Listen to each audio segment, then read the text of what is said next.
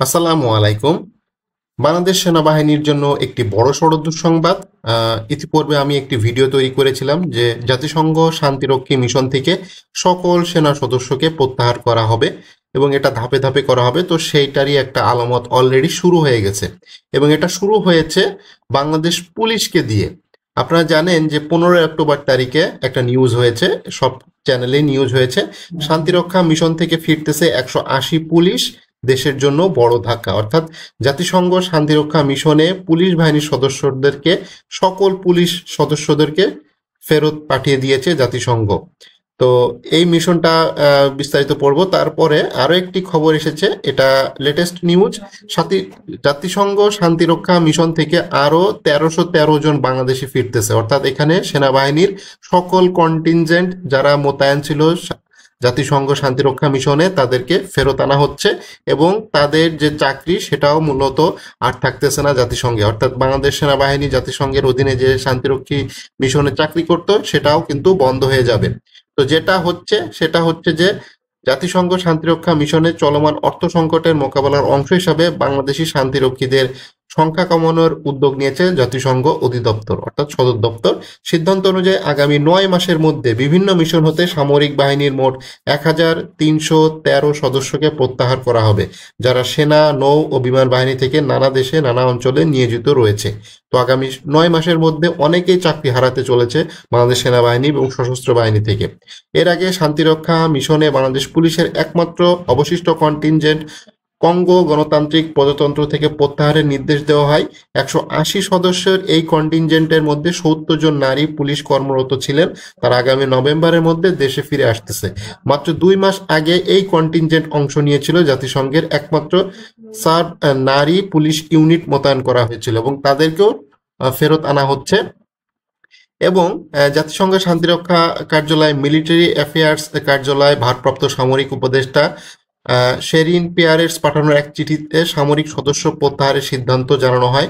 গত 14 অক্টোবর পাঠানো এই চিঠিতে স্বাক্ষর করেন কার্যালয়ের chief of staff captain Lynn Field junior এবং খসড়া প্রস্তুত করেন লেফটেন্যান্ট কর্নেল মোহাম্মদ তানভীর আলম।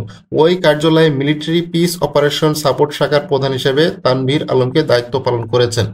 তো এ বিষয়ে বাংলাদেশ পুলিশের একজন সদস্য বলেছেন, জাতিসংঘ সামরিক শাখা সেখান থেকে হ্রাস করা হয়েছে সামরিক সদস্যদের হতে পারে এবং এখানে 15% বাজেট যে কমানো হয়েছে যুক্তরাষ্ট্র থেকে। জানেন আপনারা জাতিসংঘের সবচাইতে অর্থ সহায়তার দেশ যুক্তরাষ্ট্র, সেখান থেকে বেশ কিছু টাকা কমায় দিয়েছে বর্তমানে ডোনাল্ড ট্রাম্প। সেটার ফলে জাতিসংঘ থেকে সকল শান্তিরক্ষা কার্যক্রম স্থগিত করা হয়েছে এবং খুব শিগগিরই শান্তিরক্ষা কাজে নিয়োজিত সকল সদস্যদেরকে ইতিমধ্যেই পাঠানো শুরু হয়ে গেছে এবং নতুন করে আর কোনো মিশন চালু করতেছে না জাতিসংঘ। এতে করে বাংলাদেশ সেনাবাহিনীর ব্যাপক একটা সমস্যা হবে, বাংলাদেশ সেনাবাহিনীর সদস্যদের মধ্যে মোরাল ডাউন হয়ে যাবে। ইতিমধ্যে আপনারা জানেন বাংলাদেশ সেনাবাহিনীর বেশ কিছু সামরিক কর্মকর্তা তারা বর্তমানে তারা সেনা হেফাজতে রয়েছে, 15 জনকে তারা সেনা হেফাজতে নিয়েছে এবং সর্বমোট 56 জন জেনারেলকে তারা অভিযুক্ত করেছে এবং তাদের বিচার হওয়ার সম্ভাবনা সবচাইতে বেশি এবং এই বিচারের রায় কি আসে সেটা এখন দেখার সম্ভাবনা সবচাইতে বেশি। তো যেটার ফলে এই মুহূর্তে সেনাবাহিনীর জন্য একটা ক্রান্তি লগ্ন চলতেছে এবং তাদের যে মনোবল যেটা ছিল সেটা সম্পূর্ণরূপে ভেঙে গেছে সেনাবাহিনীর ভিতরে কিছুদিনের মধ্যে যেটা হবে, প্রায় সকল সদস্য একটা মানে অর্থনৈতিক সংকটের ভিতরে পড়বে এবং যেটার ফলে তারা তাই চাকরি আর করবে কিনা এটাও একটা সন্দিহান। এবং বাংলাদেশে যে বর্তমান যে পরিস্থিতি, সামনে যে নির্বাচন এবং দেশের যে আইন শৃঙ্খলা পরিস্থিতিতে নিয়োজিত রয়েছে বাংলাদেশ সেনাবাহিনী, সেটা নিয়ে গভীর উদ্বিগ্নে রয়েছে সবাই। এবং সেনা সদস্যদের এই যে একটা বড় সড়ো ধাক্কা, এটাতে তাদের মোরালে এবং তাদের মনোবলে ব্যাপক আঘাত এনেছে এবং আঘাত আরো আনবে।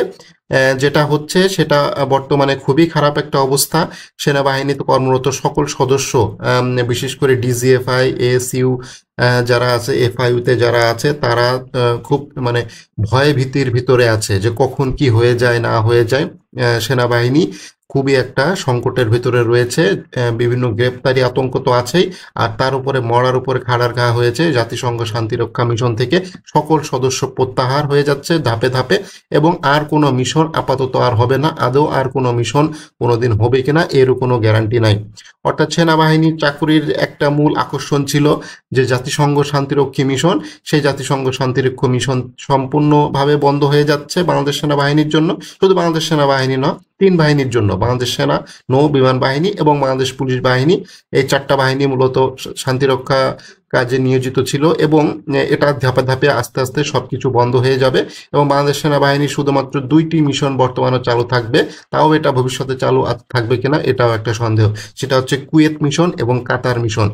এখানে বছরে হয়তো সর্বোচ্চ 1000 থেকে 1500 লোক নিতে পারে কুয়েত আর কাতার মিশন মিলায়ে। সেখানে এই সেনা সদস্যদের ভিতরে একটা মানে দৌড় প্রতিযোগিতা শুরু হয়ে যাবে, কে আগে ওই মিশনটা ধরতে পারে।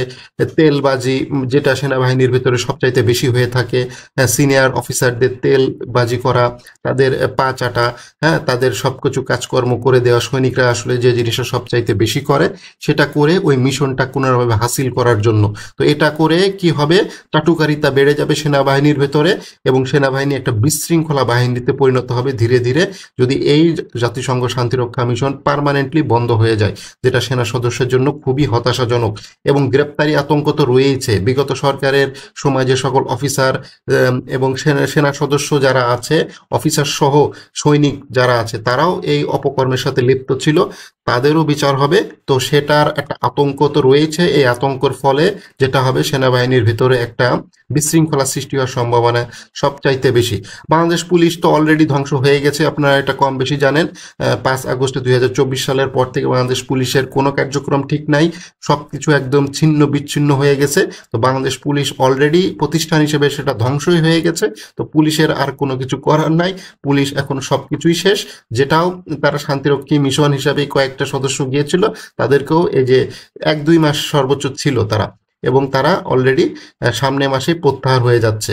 তো পুলিশ তো সম্পূর্ণ শেষ হয়ে গেছে। এখন এই সেনাবাহিনী শেষ হওয়ার পথে, অর্থাৎ সেনাবাহিনীর যে বর্তমান যে অবস্থা, তাতে সেনাবাহিনীর খুবই দরুণ অবস্থা রয়েছে। এবং এইভাবে মিশন শেষ হয়ে যাওয়া, অর্থনৈতিক সংকটে পড়ে যাওয়া, বিভিন্ন গ্রেপ্তারি আতঙ্ক, সবকিছু মিলায়ে তো একটা হযবরল অবস্থার মধ্যে রয়েছে বাংলাদেশ সেনাবাহিনী। বাংলাদেশ সেনাবাহিনী হয়তো মুখে মুখে অনেক কথা বলতেছে, সেনাবাহিনী যেটা করতেছে আপনাকে দেখাচ্ছে যে আমরা খুব ভালো আছি, আমরা ট্রেনিং করতেছি, আমাদের মোরাল খুব আপ আছে, বাট বাস্তব চিত্রটা খুবই ভিন্ন। মিশন শেষ, গ্রেপ্তারি পরোয়ানা, সামনের দিনগুলোর অবস্থা খুবই খারাপ। সবকিছু মিলায়ে সেনাবাহিনীর অবস্থা খুবই খারাপের দিকে যাচ্ছে। এবং অভিযুক্ত সেনা সদস্যদের যেটা হচ্ছে, তাদেরকে জেলখানায় রাখা হয়েছে, এবং আরও সেনা সদস্য যারা আছে, সৈনিক, বিশেষ করে সৈনিকদের তো এখনো ধরা হয়নি। সৈনিকদের ধরা শুরু হলে তখন এই বিষয়টা আরও ভয়াবহ রূপ নিবে, ঠিক আছে? তো এটার বিদ্রোহর পর্যায়ে চলে যেতে পারে সেনাবাহিনীর সদস্যরা। তো আর বর্তমানে যেটা হচ্ছে, সরকার একটা পে স্কেল ঘোষণা করেছে, অর্থাৎ পে কমিশন ঘোষণা করেছে। সেই পে কমিশনে যদি সেনা সদস্যদের বেতন ভাতা যদি ভালোভাবে বৃদ্ধি না হয়, এটা আরও অবস্থা চরমের দিকে জানাবে।